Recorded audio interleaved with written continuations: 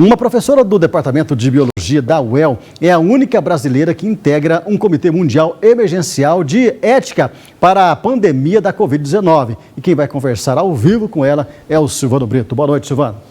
Boa noite, Cid. Isso mesmo. Vou conversar com a professora Nilza Maria Diniz, que é geneticista e é pesquisadora da UEL, que está envolvida nesse projeto, nesse comitê mundial, que é justamente para ditar quais são os protocolos com relação à Covid-19. Boa noite, professora. Como é que funciona esse comitê? Boa noite aos espectadores.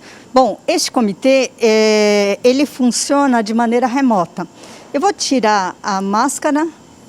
A gente está aqui num lugar mais aberto, né? A gente está com uma certa distância. Apenas para me fazer entender de maneira mais prática.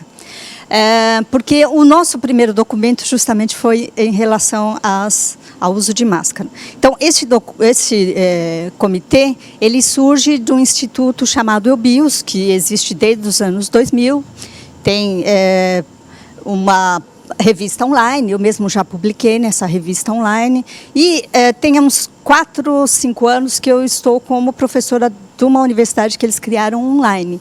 Certo. E é uma universidade de povos originários. E esse grupo, esse instituto, ele tem uma característica de independência, né? Então, a gente tem os grupos que estão ligados à Organização Mundial da Saúde, a ONU, eu vi alguns webinars, que é a moda agora, são as conferências remotas, né? Segunda-feira eu vi a da ONU, e tem um formato diferente do nosso. No nosso comitê, a gente tem uma liberdade para fazer as reflexões de maneira bastante profunda. Tem filósofos muito importantes, como a Maria do Céu Patrão, tem pessoas de locais onde tiveram a crise um pouco mais forte, de Milão. É a única brasileira, inclusive. Eu sou a única brasileira. Porque eu trabalho com eles há bastante tempo e eles tinham a ideia de ter esse formato mundial e eu era a única brasileira que já venho com trabalho há uns 7 anos com eles todos e mais recentemente com um pouco mais de intensidade a partir da formação do comitê. Então, o comitê é formado dentro desse Instituto EUBIOS, né? Que a atividade, a maior parte do tempo é remota. Algumas vezes a gente tem um encontro presencial. Tem 3 anos que eu fui para os Estados Unidos, era um encontro no Arizona. Ano passado, começo do ano, eu fui para Bangkok. Aí era discussão de CRISPR, Agora, o que genoma. Vocês estão discutindo em relação à Covid são os protocolos, como o uso de máscaras, por exemplo. Vocês estão definindo como é que devem ser esses usos? Sim, a ideia é a gente definir o que tem respaldo moral em relação a alguns comportamentos. Então, para o uso de máscara, a gente chegou à conclusão de que a responsabilidade social dos países ela é um imperativo ético. Não se pode negar a informação. Então, alguns dizem, olha, não, a gente não tinha certeza se as máscaras protegiam, não protegiam. Eu mesmo fiz uma discussão forte dentro do grupo, a gente acabou esse documento na segunda-feira, eu mesmo fiz uma discussão forte, falei, não, mas não é bem assim. E eles me convenceram de que é o contrário. Que desde a SARS, a primeira SARS que aconteceu em 2011, 2012, é sabido que a máscara, ela ajuda, é um instrumento muito importante para impedir o espalhamento, a contaminação. Ela funciona como um escudo. Ela funciona como um escudo. Então, se uma pessoa estiver usando, existe uma proteção. Se as 2 pessoas estiverem usando, existe proteção total. Se ninguém estiver usando, não existe proteção.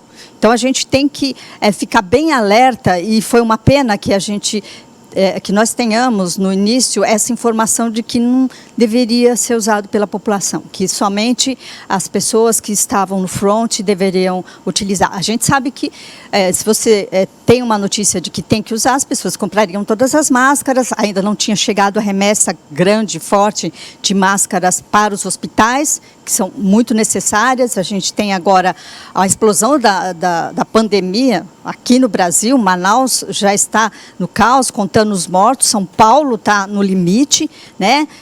E com o uso intensivo das máscaras, né?